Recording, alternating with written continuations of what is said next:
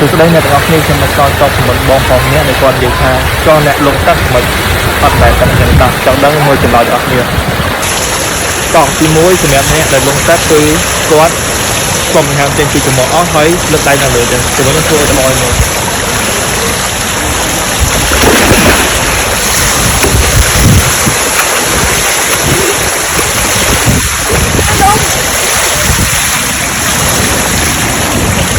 ឃើញអត់ទៅខ្ញុំក៏ចង់ដាក់ចំហអស់ហើយយើងតែដាក់លើមួយមួយទៅលើទៀតគឺយើងដាក់លើចំហម្ដងទៀត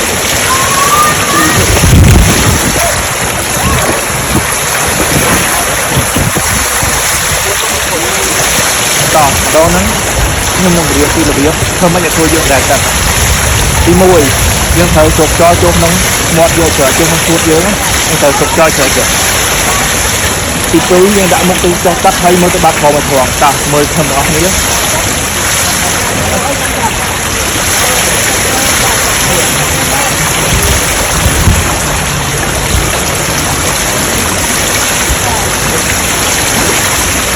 ឃើញអត់ខ្លួនខ្ញុំមិនដែលបានល្អទី3ខ្ញុំអត់ធ្វើកាយវិការទៅដែរតោះ